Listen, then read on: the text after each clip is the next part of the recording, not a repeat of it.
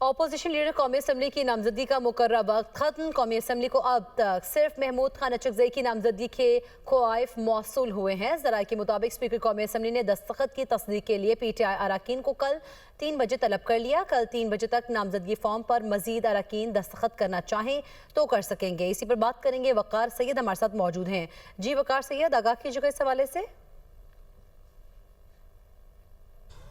जी बिल्कुल, opposition leader की तकर्री के लिए जो कागजात नामजदगी थे उसका मुकर्रर जो वक्त था वो 3 बजे का मुकर्रर किया गया था। स्पीकर की जानिब से मुकर्रर वक्त जो है वो ख़त्म हो चुका है। जो ज़राए हैं कौमी असम्बली सेक्रेटरीट के, उनके मुताबिक सिर्फ अपोजिशन की जानिब से एक नाम महमूद खान अचकज़ई का आया है, जिस पर तकरीबन 76 से ज़ायद अरकान ने जो है वो दस्तखत किए हैं। तब ये मामला अब दूसरे मरहले में दाखिल हो गया, जिसमें जो कौमी असम्बली सेक्रेटरीट है उनकी जानिब से जो अरकान ने दस्तखत किए उनकी बाकायदा तौर पर तस्दीक की जानी है।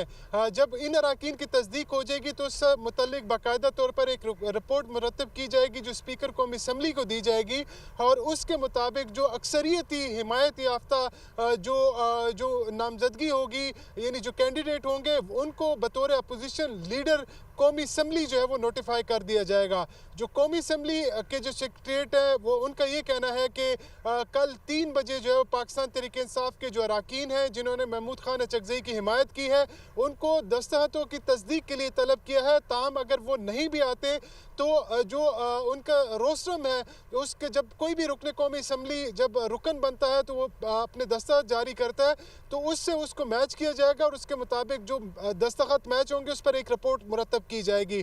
ताहम कल 3 बजे तक कोई भी रुकन, अगर जो वाहिद कैंडिडेट है इस वक्त महमूद खान अचकज़ई, अगर उसकी हिमायत में दस्तखत करना चाहें तो वो कौमी असम्बली सेक्रेटरीट से जो है वो रब्ता कर सकते हैं और उनकी नामजदगी यानी उनकी हिमायत कर सकते हैं। तो अब ये बाकायदा तौर पर दूसरे मरहले में दाखिल हो गया और कल 3 बजे बिल्कुल सिचुएशन वाज़े हो जाएगी कि अगला जो अपोजिशन लीडर है कौमी असम्बली में, जो मुमकिन तौर पर नज़र आ रहा है कि वाहिद ही उम्मीदवार है महमूद खान अचकज़ई, जिनकी हिमायत में अब से 76 से ज़ायद वोट जो है वो आ चुके हैं, 76 से ज़ायद वोट उनकी हिमायत में आ चुके हैं। वकार सैयद आगाह कर रहे थे, आपका शुक्रिया।